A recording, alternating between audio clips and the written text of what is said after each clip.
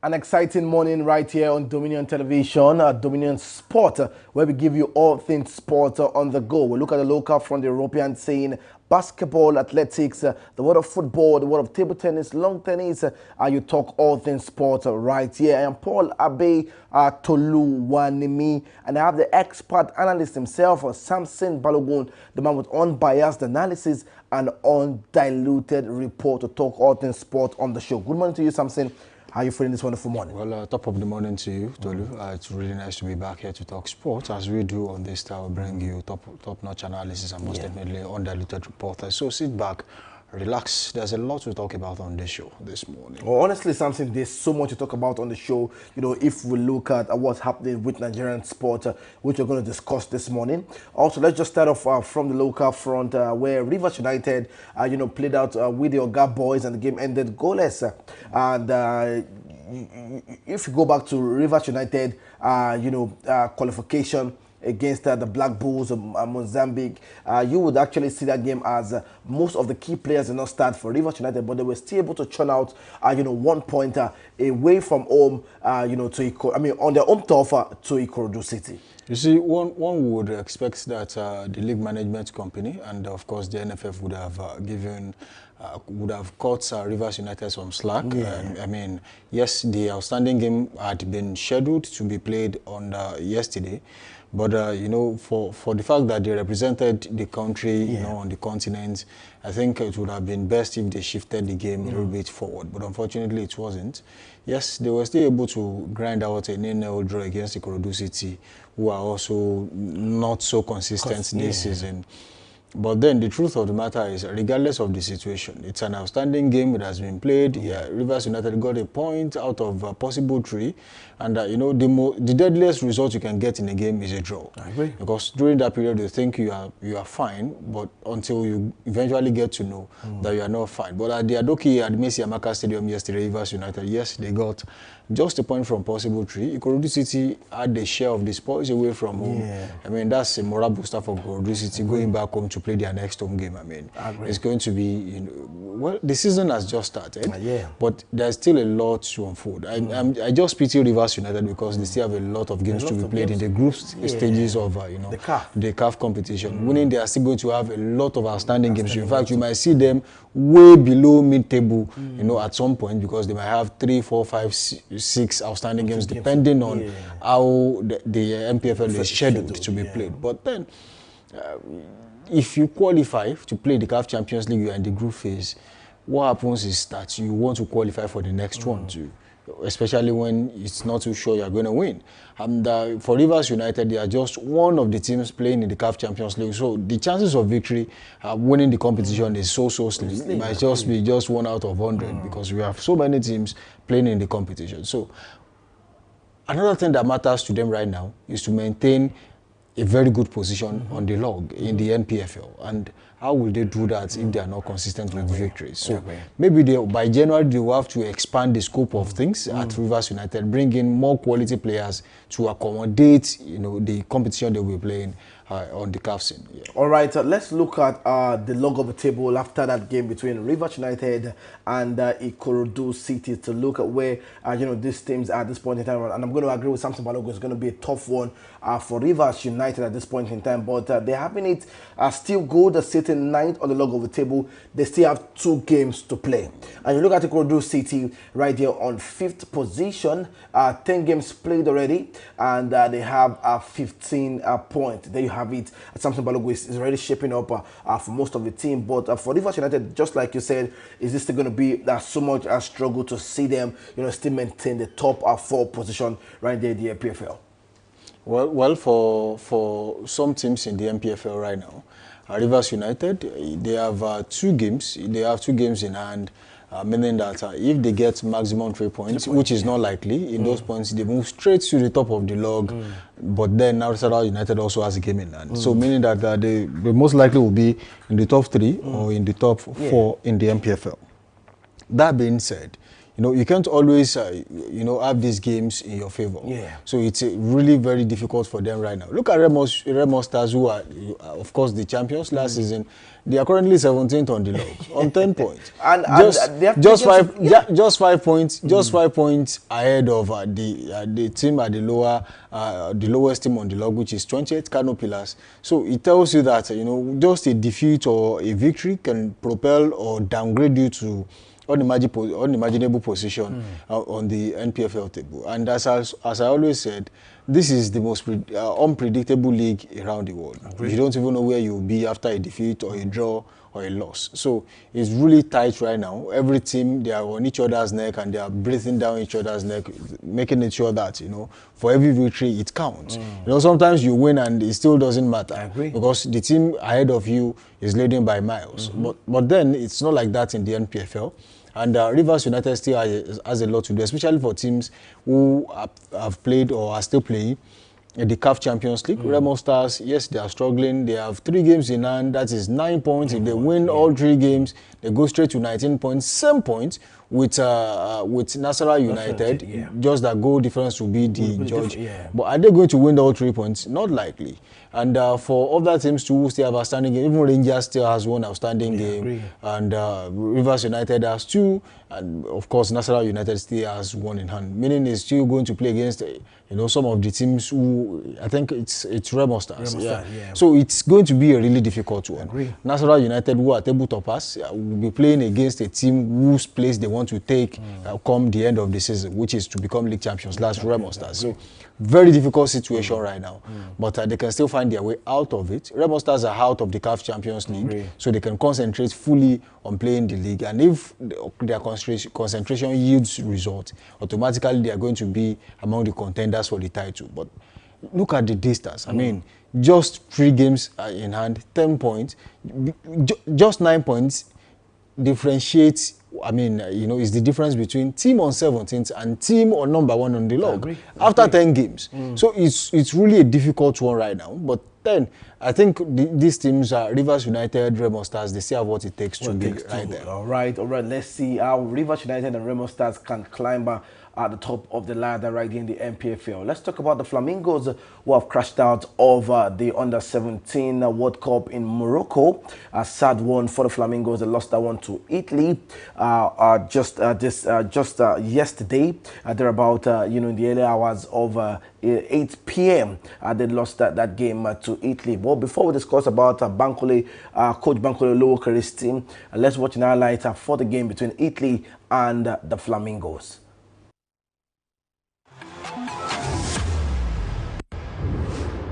If they lose this clash, just like all of them. Now it's time for the 2.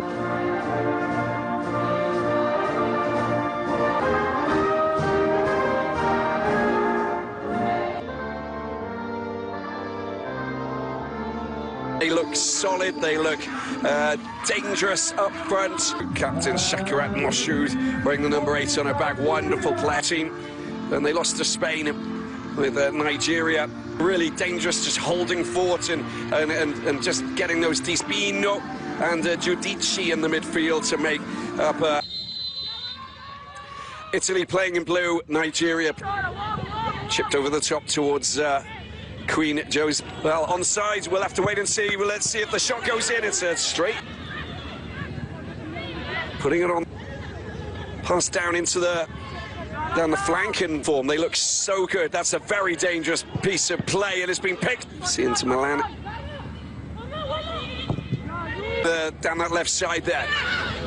Nigerian defence, coming experience on her shoulders, and as she raced back and just looking alongside Mauro Girino. Left footed, goes very high over the top, and attempts exactly what you want from a forward on occasions. Italy whips in. Oh, there's a pensive header, does fairly, gets past her marker, gets past Odontan, looking to try and get the ball. Penalty box, passed back, and a chance to get the delivery in. It's a good delivery. That was the delivery of the... Oh, the ball does come back. There's a chance for a little tails. puts it on her right foot. There's an interesting ball that comes across. Pass the ball around nicely as well. That's a good ball as well. Just taking the ball to... Needs to... A little bit of assistance. There's the high ball tease and trying to provoke, get it past her marker. It falls kindly, but that's all it took. That block there.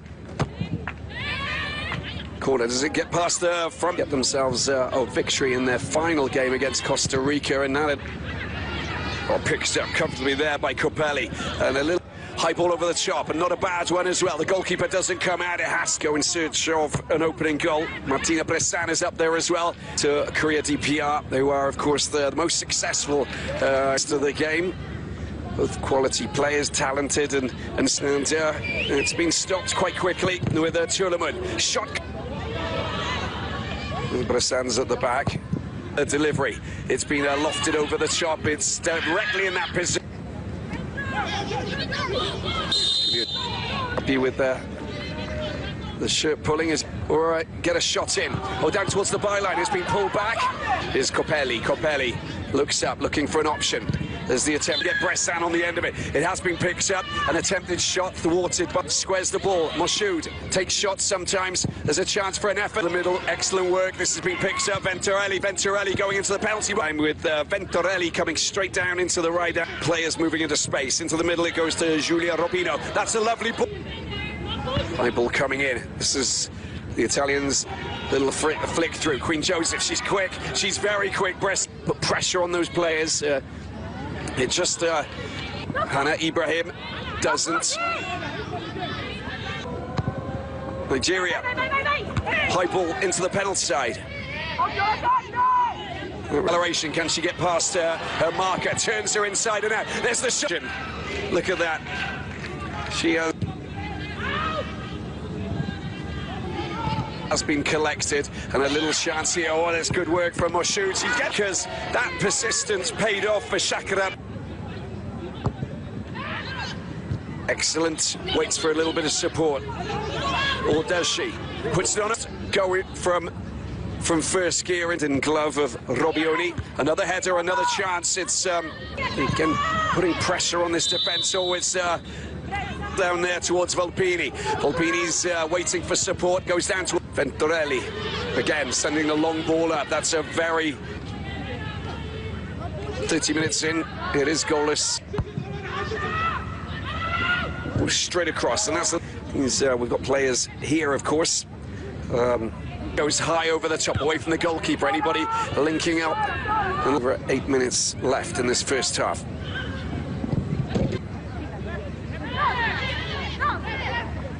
Strength to protect that, and finally we are here. Good protection, a spin, trying to churn. It has been picked up. There's another chance. Here's the shot. Group B, we've got the Edo Queens FC atop of the table, ahead of FC Robo to enemy territory. And that's a little push in the back. Late for the block. Just look at this. That's the challenge. 8 goals. Look at this. From a lost, a little bit of hands went up, I think. There we go. There's the. It comes back over. Turleman with the touch. It's come back out. Here's a great chance for us of the first half. There's the high ball. It's hit over once again. Oh, good. Where they managed to win 4-3. Here's the ball that's sent into the penalty right-hand side. Copelli. Ah, the pass. There by Volpini, out to the right-hand side with Copelli. Copelli puts it on the left foot because it just bounces just as it reaches. And the Juventus. There it is, brought back across, couple of touches. Italy get a goal, just on the brink. Nigeria get their second half underway. Picked up by Queen Joseph. Queen Joseph tries this, going to go. It's going high over the top. It's nicely delivered as well. There's a chance. Look, she's in an offside position, Turleman. Nicely done through the legs, picked up by Gali. Gali tries to go past her mark. Tries to get down to the byline. Nicely done. Has been picked up. It's a chance here. It's a searching ball down there. Good work, overlap for Nigeria. And the high ball coming over. Just position. Nigeria looking for an equaliser. What a save that was. Tournament. I thought after the first shot they wouldn't get... The goal will not be disallowed. Both hands on the ball has been requested by... And then the follow-up does so well to win back position. Convinced with their decision. High ball comes over, it's in the goal. And a little smile on the face for... And just look at that. Wow. Sylvia Echeverria was beaten there. High ball coming over. And Ibrahim comes back. That's nicely done. Oh, she's gotten the edge. Look at this. There's the... Yeah. Here's Robinho. Robinho takes a shot. Perfectly taken, wasn't it? She knew exactly where she was hoping that it would go. Crossbar down and in. Goal. They lost 6-5. There was nothing in the third place playoff match. Nwachukwu.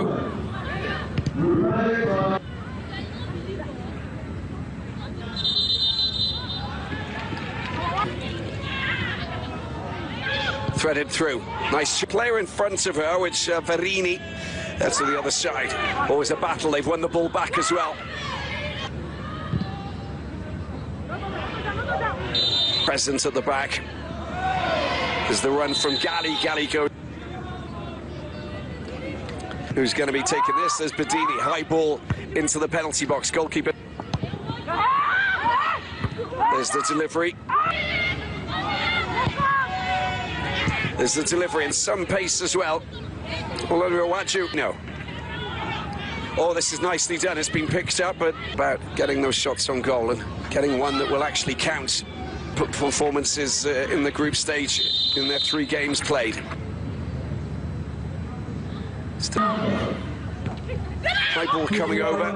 The flicked. Nigeria looking for that elusive goal. It comes right over. It's nicely taken, but over to the right-hand side. Will we see a shot on target? It takes a deflection. And that was the effort. Just in dispute. Well, that's ball onside as well. Gali with a shot with the left foot. It's drilled through the middle from Bedini. It comes out to the first touch. Flag has gone up for offside. Lines, the assistant referee is ordered because of the offside call. All right, there you have it. The Flamingos are out of the Under-17 World Cup right there in Morocco. Sad one, they lost to Italy 4-0. Samson Balogun, we just watched the beautiful highlight from that game right there in Morocco. We had the chance to bury most of our chances right there in that game, but that did not happen. But we're out of the competition. How do we reflect going into this competition now that we're out again? And coach, Bankole Oluwokere and the team. You see, we have always known that the next phase of the tournament was more or less like what we call, let's just do it as it comes level, because it was crystal clear that we had no business being in that competition in the first place. You saw the approach from the group phase. They lost the first, against the 2 serious opponents in the group phase. Against France and Canada, they lost. They were able to defeat Samoa by 4-0, and they were able to crawl into the next phase through the best loser kind of arrangement, which I really do not like talking about. But that's how they got to the next phase, and it's really sad that Nigeria has to be in that situation. But unfortunately, they played against Italy, who won all games, who did not lose any game in the group phase, and then they had to play against it. Of course, we all know what was going to happen. Thank God it did not end in a massacre. It was just a 4-0 loss. And if it had ended in a whitewash, it wouldn't have been a good Definitely. Yeah, 4-0 that we can contend with. Plus, that nullifies the 4 goals they scored against Samoa, and they can deal with the ones they had they considered against Canada and France. Yeah. So I'm not too happy with the team. I must be honest, and I'm not too happy with the coach because we saw a different team when they played in Nigeria, and a totally different team when they played when they went to the World Cup. I mean, who does that? You don't tamper with your game plan, especially when it's the tournament is just just a few days away. But unfortunately, he did that. He was able to. He did that against Canada. Did that against France. He was able to correct a little bit against France, but it was too late. But against Samoa, we saw a little bit of the Flamingos we used to know. Unfortunately, they capitulated against Italy. Yeah, conceding 4 goals. I mean, well, we all saw it coming anyway. But going back to the drawing board, and I think selection of players really should be taken seriously. It's been a long time. I saw a goalkeeper as poor as what I saw against Italy. I agree. I mean, you can be faster than the ball. I mean, the ball can be faster than you. True. Yes, that's where you concede. But if you are faster than the ball and you still concede, I mean, what exactly is the problem? Because it's the game of football and goalkeeping is about timing. I agree. Yeah, you get your direction right and you get the timing correctly. Once you do all that, I mean, you saw the first goal against Italy. She got the direction right, got the timing. It was wrong. I mean, you got there before the ball. You knew the ball was going there. So why not? I mean, well, I don't really want to go too much into bore you with the rhetorics of what it means to be a goalkeeper. But the truth of the matter is, I wasn't too happy, and some of the goals, were actually the fault of the goalkeeper. And you can't really blame a goalkeeper when there is no shield in front of the goalkeeper. When the defense line is whack, and that's exactly what you saw there. I don't see, majority of the players in that defense line, I don't know exactly what they were doing in the team, because if that is the best you can give, you don't deserve to be in that team. And well, it's really a lot to undo. But then I think all these players should be disbanded. Maybe 2-3 of them that are fine should be promoted into the under-20 team. I agree. All right, let's move away from the Flamingo story. Let's take stories from Abakaliki FC signing medical go viral aimed online confusion. Abakaliki FC National League from Ebonyi State, Nigeria completed medical examination this week for 5 players signed from Amola FC ahead of the 2025-2026 season starting November 8. Photos of the basic clinical section shared on X led to a widespread misinterpretation among Nigerians who mistook the images for scenes from a psychiatric ward cancer fundraiser or mortuary, where some online reactions included mockery. Others defended the club's resource-constrained preparations in lower-tier football, highlighting broader challenges in Nigeria domestic sport. Samson Balogun, there you have it. This is what we have in Nigeria, and it's really, really sad that this is happening. No, so I'm not against us not having things that are basic to the eyes. It should not be a problem, but I think there are better ways we can go around it to put ourselves in proper branding that you usually talk about on the show. You see, when you look at what happened, I think it's an aberration. I mean, it's an eyesore. But I'm going to see it in 2 different ways. One, they are playing in the lower leagues. That's the NLO. And you might talk about financial constraints that really do not have much to carry out these exercises. But whatever is worth doing is worth doing well. I mean, we see medical from top teams just like in this Egypt. Picture we have. Just I mean, like this. You see that in Egypt and the likes. I mean, I saw a comment about someone who said he was looking for the account number to donate. I thought, it was someone who was actually sick and needed donation. So, I mean, that's the picture you have put out there. I mean, what's this? This is totally unacceptable. I agree. But the truth is, if you know you cannot afford to do proper medical checkup for your players, proper medical examination, it's better you don't put these pictures out. Okay, so I think it's not even the proper medical checkup. I think it's just how they took the pictures. That's the problem. So I think they're getting it right. It looks like it looks like they're trying to examine it, but the picture quality, the outfit from the players, what is displayed is not given. So I think they're trying to get it right, just like you used the word, with the Sinner climbs. But this is not proper branding. That's just where I have the problem. I think it's just picture quality and the whole thing around it for me. You see, it's not just about the picture quality, the arrangement. is actually not good enough, not top notch. But the defense is, oh, they play in the NLO. What do you expect? Hey, we expect a lot. Even Brentford, when they were in the relegation and you know, they were playing in the championship, they had proper medical checkup. Just like, I mean, not different from what Chelsea would have done, not different from what Manchester United would have done. Because this is basic.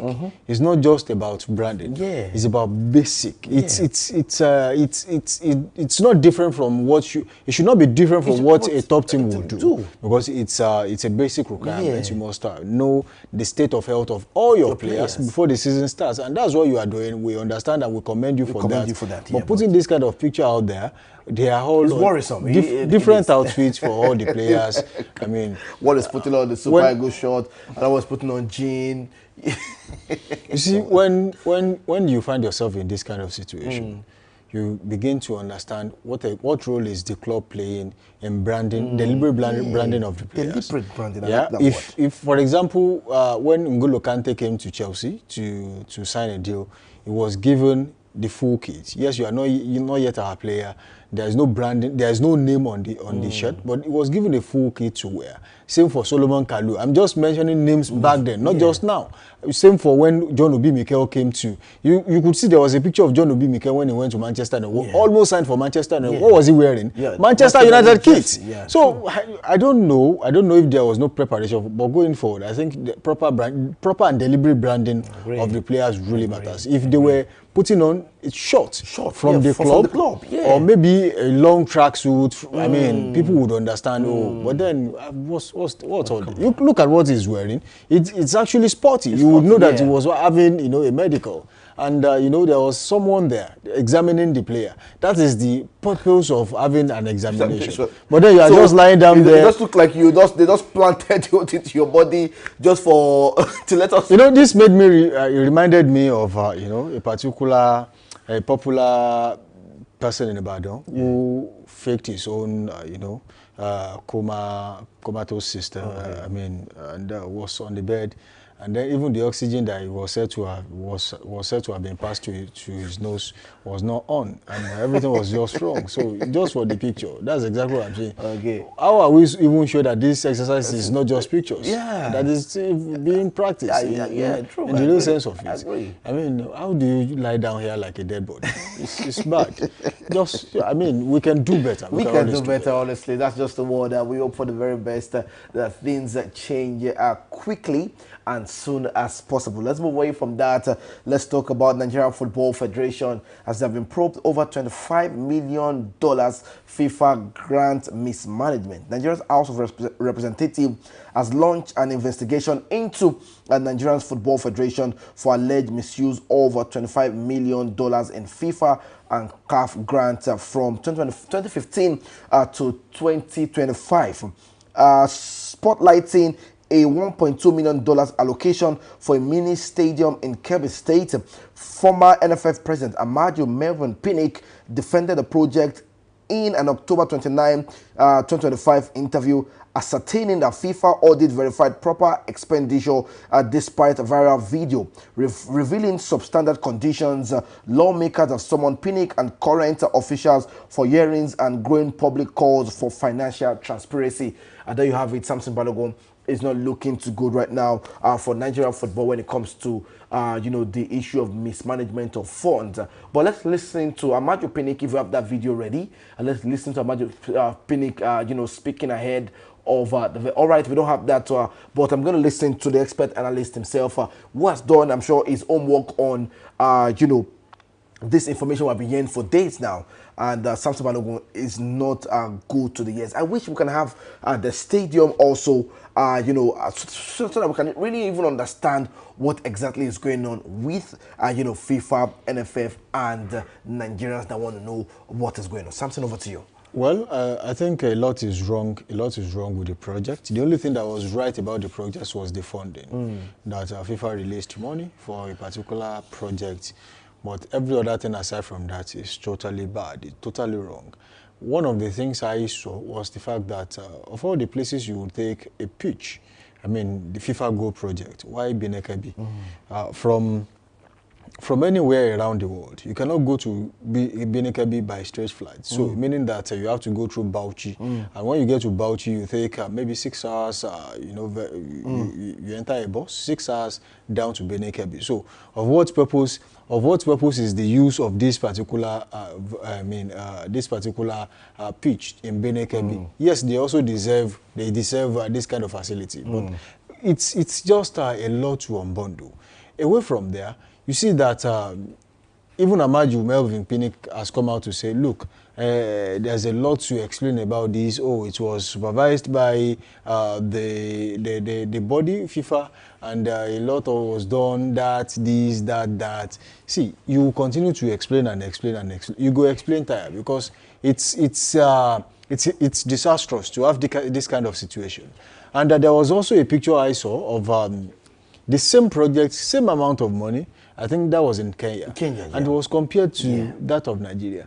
In fact, Kenya is too far. Let's compare. Say, the Umane built a stadium for his kinsmen in Bambali, Senegal. Amazing. With $150,000 US. 150. Way better than what we have in Benin Kebbi at $1.2 million.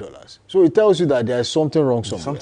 And if the National Assembly are now coming now to say a lot of atrocities being committed on the floor, in the NFF, in the glass house, it's not today now, so they don't know. It's not today. It started a long time ago. That made me laugh when I saw that they are coming to talk about it now. The problem is, see, look, I can tell you this authoritatively that the reason this is coming out now is because it was posted by FIFA, right? It has become a national disgrace. But I give you 2-3 weeks, you will not hear anything about this anymore. Unfortunately, FIFA has a standing rule, a modus operandi.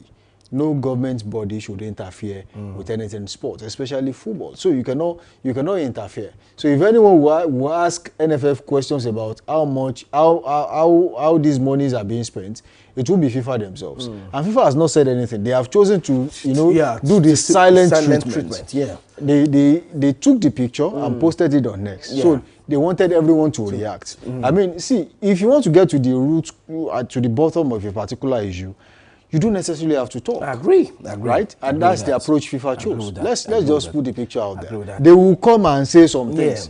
Yes, Nigerians ratted the NFF out. Nigerians were talking, they were ranting, and they were saying, oh, how do you build this kind of stuff? $1.2 million is a lot of money. Honestly, as Samson Balogun, it took a certain influencer to let us know that something like this is going on. Like, we did not. That was Poja. Yeah, the man is Umabike. He does content when it comes to, coaching. It was one that came out to sit on the matter and say, let's come and analyze them. Other influencers, had to open it properly to everybody, saying, okay, this is what it is. You might not have a big platform. Let's all carry it together and, open up properly. Since 2015, we did not know something like this was actually going on. We didn't even know that there was a payment, made, to NFL. But let's listen to Amaju Pinnick, and we'll be back, to discuss more on this matter. They audit their money, they know A to Z, and they have standard. So if the contract was about $1.1 million, $1.1 million in 2020, how much was it in naira? Less than 400 million naira. That's what people don't know. Everything went according to plan. And even in the contracts, I can share it. It was stated clearly that there was no variation. COVID came, and after COVID, you understand, you started building, you had workers on site, and COVID, everybody had to go. There was no additional time to the contract. No variation. Even in spite of COVID. There was a time in Nigerian football, I said, listen, you can hate Amaju Pinnick, but I love Nigerian football. All right, there you have it, Samson Balogun. It's quite funny to hear some statement from Amaju Melvin Pinnick, speaking after. I'm sure we have the picture of the Kenya stadium you're talking about, and also you look at the stadium, from Kebbi. Really, really, really disheartening. Samson Balogun, just few words, and we move away from this topic. You see, it's just unfortunate that in a country like Nigeria, when you have messed up big time, you still have the audacity that's the to word. Come out and say and explain yourself to the people just to wash away your sins. I mean, you see, it's quite a challenge that. This is the stadium they built with that amount of money. Yes, 1.2 million. That's $1.2 million. Yes, I admit. I want to accept that in 2015, $1.2 million was about $400 million. Or Accepted. 400 million naira. Accepted. Yes, I accept. But are you telling me that 400 million naira is not enough to build what we're seeing Kenya build? What's up, come on. Talk to me. Well, I'm sorry. You see, I sometimes it's really disgraceful to be a Nigerian. I mean, it is disheartening, and you can't really identify with the country when you're out there. I've been to some countries in Africa where, sometimes I just, instead of talking about myself as a Nigerian, I just talk as an African. You see, because it's kind of disgraceful. An average Kenyan will see Nigerians as liars. An average Ghanaian sees Nigerians as, liars. So we have normalized nonsense in the country. And that is why you still see people like Amaju Pinnick still holding strategic positions. And when you look at the history of people who have been saddled with the responsibility of, being in charge of our sport over the years, you either see a misfit, someone who is not qualified, someone who, has no pedigree to be there at all, and someone like Amaju Pinnick. Now, what do I mean by that? If you look at the history of sport, you would have seen people who are not even qualified at all. I mean, you're talking about Solomon Dalong, Aminu Maigari, and to mention but a few.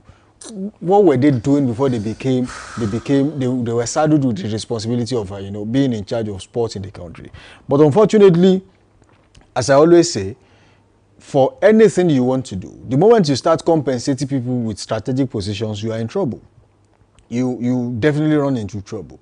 We had an era with Bolaji Ojuoba too. I think it was NFL spokesperson at the time, and a politician from Kwara State. Was an ally of Bukola Saraki, and eventually found his way into Nigerian sport. So you can tell the kind of results you will get. And if you go back in history too, you have people like Ogunjobi, who was indicted by FIFA, and the host of them. Like, see, you will see that it's either FIFA talk, or they just keep but they have not said anything. But most definitely they know. You see, this kind of situation will tell them what to do next time. This project is not being done in all African countries.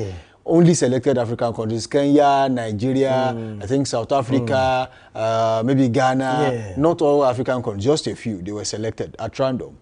But then this might cause, a situation where the next phase of the project will not come to Nigeria, because they know it's a total waste of time. And this is not the first FIFA Go project in Nigeria. There's one in Abuja. I agree. And I think there's one also in the south or southeast states. But the truth of the matter is, it was maximized at the time. We had at least something manageable. But what do you call this kind of situation?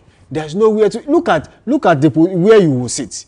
I mean, how many spectators will this take? This is not even for spectators, it is for officials. So when spectators come here to see football games, they will be in the sun, or they will sit in the desert. Honestly, I don't understand. It's funny because I'm just even thinking about it now, that if the influencer did not come out to talk about it, Samson Balogun, we're not going to know about it, because normally we're supposed to know. You will know, but of course it will be too late. There will no comment. Since 2015. You see, from 2015. Now let's break it down quickly. Right?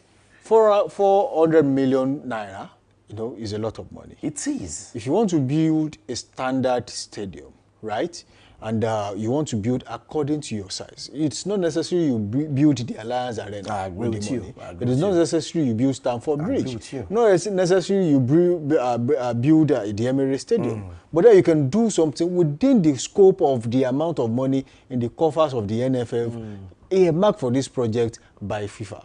But unfortunately, you have built a field on a large expanse of land. But what next after this one? So people who want to watch football will now stay by the sideline and start watching in the sun. In Binikabi, when an average sun, when it's sunny, averagely it will be at 30 degrees Celsius. Averagely at 30 degrees Celsius. You can now imagine, even if you are in your house, at room temperature, how much heat you feel, how much more of being out there. See, we are jesters in Nigeria.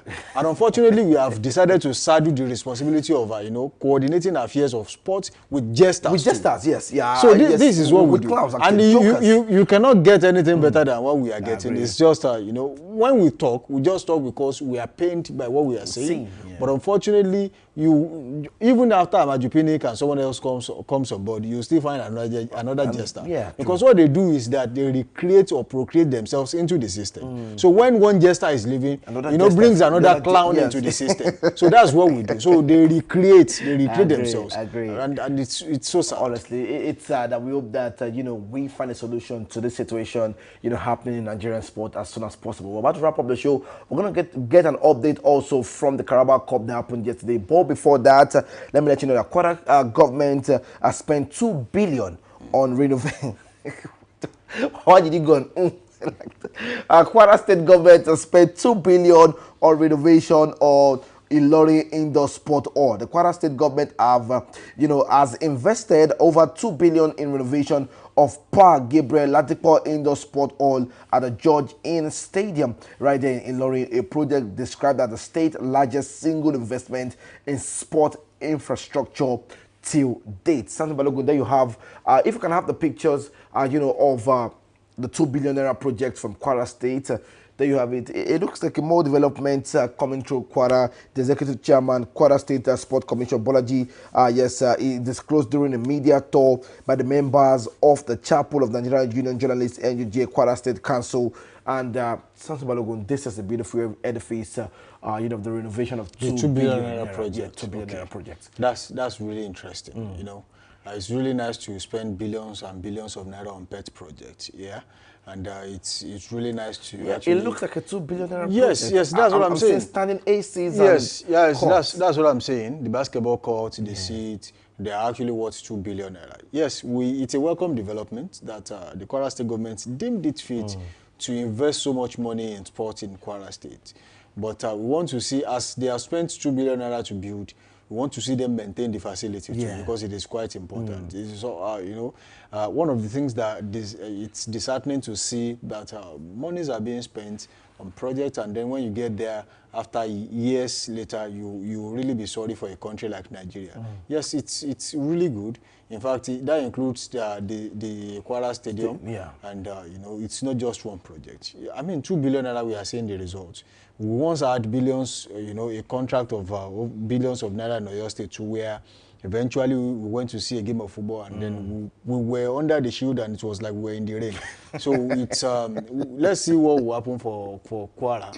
But the most important thing is that when you spend so much money, you don't leave it to waste. That's the word. Maintenance is key. That's the word. I don't want to dispute. It's not a new project. It was renovated. So that's why I'm really, when you said 2 billion naira for just renovation, like, so it's so if they want to build now, like how much will it cost to build from scratch? That's not for me to answer. That's why I said we are all clowns in this country, especially people at the corridor of power. So when I say we are all clowns, I just want to put it that way, so it will not be like it's an attack. It's an attack on the people. See, if you renovate an already built structure for 2 billion naira, wow, that's interesting. But please make sure you maintain. Because if you maintained earlier, you will not have to spend 2 billion naira. So let's keep maintaining this facility, so that we will not spend another 10 billion naira by next year on renovation. All right, because of our time, let's move away from the billion talk. So we hope for making billions, by next month at the end of the day. Let's talk. I mean, you look at the stadium, is a replica of the Alliance Arena. So 2 billion naira is not much. My producer had to bring that back also. Okay, it looks like Samson and the producer are working hand to hand. Okay, let's talk about the Carabao Cup quickly.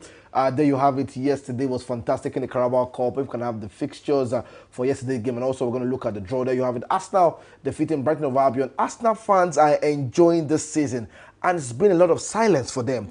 So as they are winning, they're not making so much noise. I like the feel of that. Crystal Palace defeating Liverpool back-to-back this season. You talk about the Community Shield, you talk about the Premier League right now, the Carabao Cup. Ismail Assar getting the goal. That's not back-to-back anymore. That's back-to-back-to-back. Okay, that's three. Okay, that's three. I take that. And they have considered in 10 games this season. They lost at Anfield yet again. Is not longer a fortress. Also, Manchester City have to struggle to get that victory against Swansea. Chelsea also, almost almost taking that game to extra time. Delap getting a red card, just coming back from injury. The game ended 4-3. And Newcastle defeating Thomas Frank's side 2-0. Something quickly, let's talk about this result, and also let's talk about the fixtures that are coming up next in the Carabao Cup. Yeah, it's really good to see Arsenal winning 6 games in October without conceding a single goal. That's really fantastic. All cleanly swept, victories across board. No goal conceded. I mean, fantastic. I'm sorry, you made a statement about Arsenal on the show one time. You said, all the teams that they could not defeat properly last season, they are getting maximum results. No matter how it is. Just find the results. Just get it.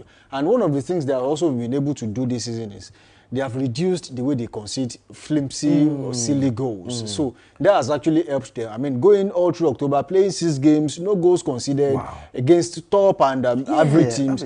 For me, I think Arsenal are the team to beat this season. Yes, watch out for Arsenal. Okay. And for Liverpool, I mean, fantastic result for Crystal Palace. They had to do it, the hard way at Anfield against their junior brother. So it's really nice to see. And Scott had to come out to talk about, fielding. How do you have the audacity to come out to say some things that are not? You see, I mean, there was a time, when Arsene Wenger was still the coach at Arsenal, and after each defeat, when he plays in competitions like this, he will not come out and say, because we played our feeder team or because we played that. He would say, we lost because we could not do this or do that. So he had always owned up to his responsibility as a coach. Spent 500 but million. for Ancelotti, if you have bought Florian Wirtz and so many other players above 100 million, and you're coming out to say, who told you to keep them on the bench? You lost 5 games, my friend. Play these players. Put them on the field of play. Let them do their job. The hell? Unfortunately, you put the likes of Ngumoa and some other players, and then you said because you did. See, there's no excuse. No excuse. I agree. You lost. Let's admit that you have lost, and for a record time this season, you have lost. And Manchester City away from home to Swansea, they considered the first goal, scored 3 goals back, fantastic one. But the indiscipline in the Chelsea teams this season cause for concern. Liam Delap, that wasn't even part of the team for the last 2 months. You came back and you get a record. Just under a few minutes of being subbed on as a substitute. I mean, that's really something Chelsea should be looking at. And for Wolverhampton Wanderers, I think they are depreciating massively. It's not working for them. They got a new striker, bought a few players, but really did not match what they were expecting. For the new season, their goals are not met yet. Newcastle United whipping Tottenham Hotspur 2-0. I saw that coming anyway. Wow, beautiful. I mean, Newcastle United, if you look at the consistency they have been playing cup games, especially in the Champions League this season, you would know that it's in them to play cup competition. So I think except for maybe Liverpool against Crystal Palace, that was a shock of the night, but it still didn't shock someone like me. Yeah, okay. Let's look at just the fixtures in the Carabao Cup. The next one, we'll wrap up the show quickly. There you have it on the screen. The fixtures, there you have it. Arsenal going to face Crystal Palace, the quarterfinal draw. Cardiff against Chelsea, Manchester City against Brentford, and Newcastle against Fulham. That's a big game coming up in the Carabao Cup, the quarterfinal stage. A big thank you to everyone that watched the show today, and also to the producer and the crew. We say big thank you to you. Samson Balogun, thank you so much for always joining us on the show. It's always exciting to have you talk sports right here on Dominion Sports. We're going to say again tomorrow, thank God, is Friday edition right here of Dominion Sports. Remember, the Premier League is back, also the Serie A, the Spanish La Liga. All this and more are going to come up on the show. Get ready for your goodie bag predictions also for tomorrow. Have a wonderful day. Stay blessed and bye for now.